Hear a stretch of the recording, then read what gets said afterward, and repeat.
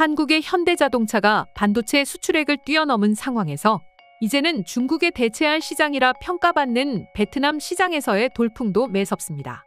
바로 베트남 시장에서 3월 월간 자동차 판매량 1위에 오르며 강력한 경쟁자 일본의 도요타를 제치며 베트남 자동차 시장을 석권했기 때문인데요. 특히 단일 브랜드 기준으로도 3개월 연속 자동차 판매량이 증가하고 있어 베트남에 진출한 일본의 도요타, 미쓰비시, 미국의 포드 등 글로벌 완성차 업계의 간담을 서늘케 한다는 후문이 들려오고 있습니다.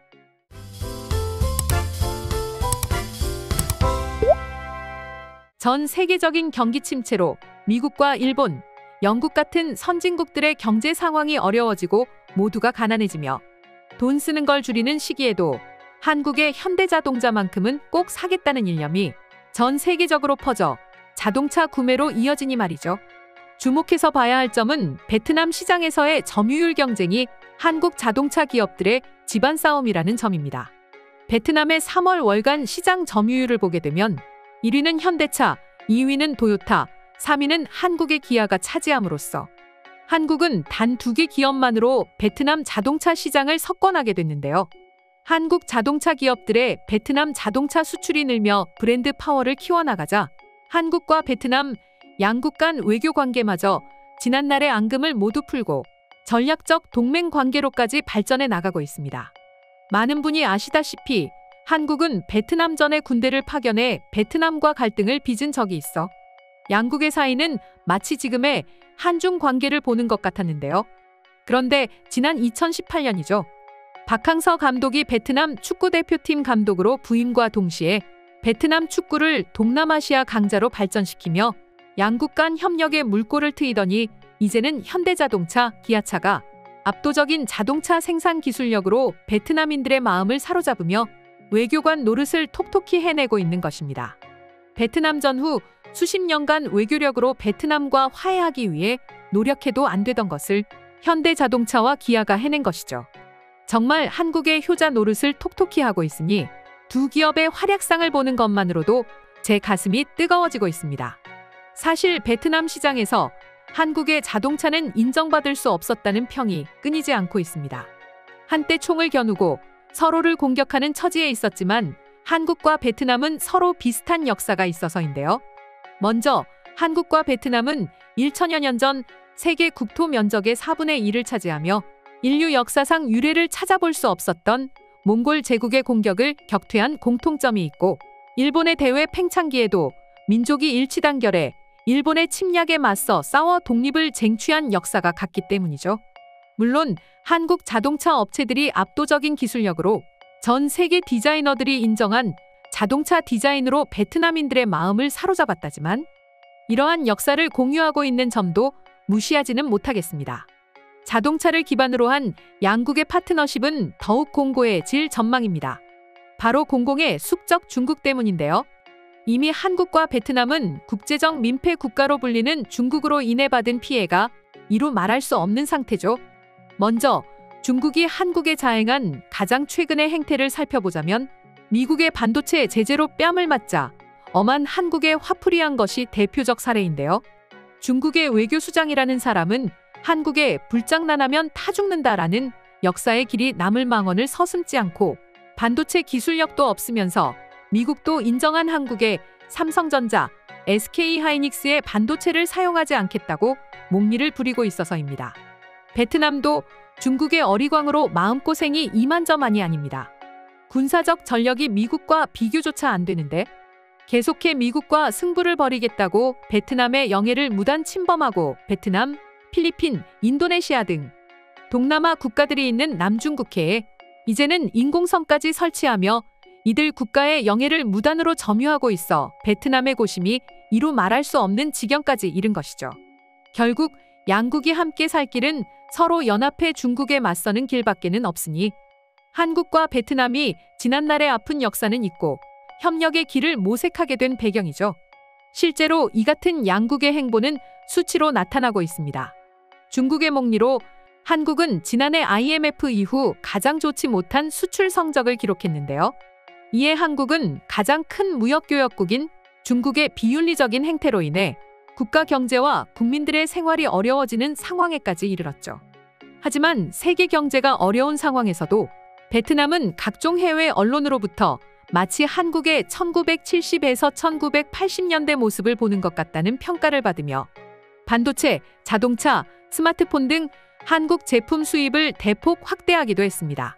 베트남의 이 같은 도움 덕분에 한국은 중국의 목리에 과거와 같이 저 자세로 대응하지 않아도 됐고, 세계 경제가 어려운 상황에서도 마침내 작년이죠. 베트남이 무역 수지, 흑자 상승 폭이 가장 많이 발생하는 국가가 되며 한국의 수출 다변화뿐만 아니라 무역 규모에서 리스크가 큰 중국 비중도 획기적으로 줄이니 한국과 베트남 수출 역사의 한 획을 긋게 되었습니다. 또한 앞서 말씀드린 것과 같이 이미 글로벌 브랜드로 발돋움한 한국의 자랑이죠. 현대자동차와 기아차가 베트남에서도 판매량 돌풍을 일으키고 있으니 한국과 베트남의 사이는 더욱 돈독해질 것으로 보입니다.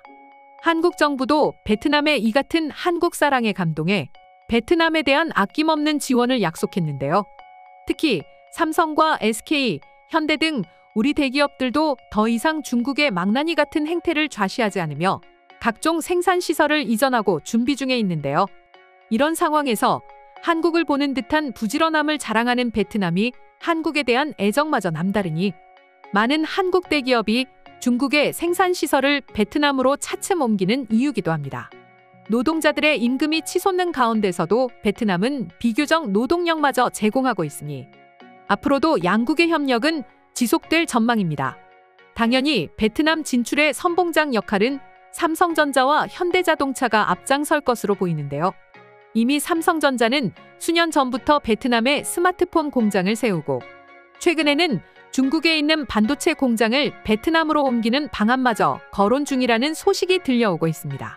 하지만 세계 경제가 둔화하며 삼성전자의 매출이 큰 타격을 받으며 당초 예상대로 베트남에 막대한 투자를 벌이기에는 한계가 발생할 거란 의견이 제기되는데요. 그러나 이 같은 우려는 단순 소문으로만 그칠 예정입니다. 한국 수풀 품목에서 약 20%의 비중을 차지하는 반도체가 힘을 쓰지 못하고 있지만 현대자동차와 기아가 반도체 공백을 메워주고 있기 때문입니다. 이미 자동차 수출액은 반도체 수출 규모를 뛰어넘으며 반도체의 빈자리를 대신하며 베트남 수출 전선을 진두지휘하고 있는데요. 여기에 돈줄이 말라가는 상황에서 현대자동차와 기아의 현금은 쌓여가고 있으니 베트남 시장에서 돌풍을 일으키는 현대자동차는 보다 시장 장악력을 높이기 위해 베트남에 대한 투자를 적극 이어나갈 것으로 보는 시각이 지배적입니다. 또 폴란드 방산 수출에서 볼 수 있듯 베트남이 향후 한국의 아세안 국가들로의 수출 확대에 있어 전초기지 역할을 할 수 있는데요. 이렇게 되면 양국의 전략적 동맹 관계는 미국 못지않은 관계로 발전할 것으로 보이네요. 베트남 역시 중국으로 인해 군사적 긴장으로 인한 안보 불안으로 국방비 지출을 차츰 늘려가고 있으니 전 세계가 극찬한 한국의 방산 무기인 FA-50 경공격기를 비롯해 K9 자주포, K2 전차 구매를 고심 중이라는 후문도 들려오고 있습니다. 그럼 지금부터 현대차의 베트남 자동차 판매량 1위가 미치는 영향에 대한 해외 반응을 살펴보겠습니다. 막강한 경제력을 가지고 있는 한국과 베트남의 사이가 더 가까워진다면 중국이 꽤 긴장하겠군. 한국의 압도적인 반도체, 자동차 기술력과 베트남의 생산 능력이 합쳐진다면 중국이 지금처럼 행패를 부리지 못하니 말이야. 역시 한국이야. 미국마저도 외교로 풀지 못하는 숙제가 태산인데 한국은 기업들이 수출로 모든 걸 해결하니 말이야. 정말이지 한국의 기술력 끝은 어디까지일까? 한국과는 무조건 친하게 지내는 것만이 답인 것 같아. 만약 한국이 반도체, 자동차를 넘어 방산 무기까지 수출한다면 한국은 정말 동북아시아의 강자로 우뚝 서겠지. 그럼 미국의 고민도 해결해주겠지. 우크라이나에 너무 많은 무기 지원을 해줘. 자국의 포탄 재고마저 떨어진 상태라 동남아 지역에 당장 군사적 지원이 어려운데 한국이 동남아 국가들로 무기를 수출해 국방력을 강화해준다면 미국의 부담도 덜 수 있을 거야. 아직도 돈을 벌어들이는 기업이 있다는 게 놀라워. 그것도 한국의 현대차니 말이야. 이미 자동차는 테슬라가 점령한 줄 알았는데 그게 아니더라도 미국에서의 자동차 점유율도 꾸준히 상승하고 있는데 이제는 제2의 한국이라 불리는 베트남 시장마저 장악했으니 말이야. 한국의 저력은 정말 대단한 것 같아. 더 놀라운 것은 무엇인지 알아? 현대자동차가 이제는 자동차 생산 공장마저 모두 로봇으로 대체하기 시작한 것이야. 테슬라가 말로는 모든 공장을 로봇으로 돌린다고 떠들었지만 소리 소문 없이 공장의 생산 시설을 로봇으로 대체한 건 현대차였어. 미국도 현대자동차의 질주를 막기 위해 IRA 법안을 도입했다는 소문이 무성하지. 한국과 동맹국이라는 게 참 자랑스러워. 스마트폰부터 시작해서 반도체, 자동차 기술력이 뛰어난데도 자신마저 희생해가며 저렴한 가격에 제공하고 있으니 말이야. 나는 앞으로 한국 제품만 사용할 생각이야. 이상으로 베트남과 한국의 협력으로 발생되는 파급력에 관한 해외 반응 소개해드렸습니다.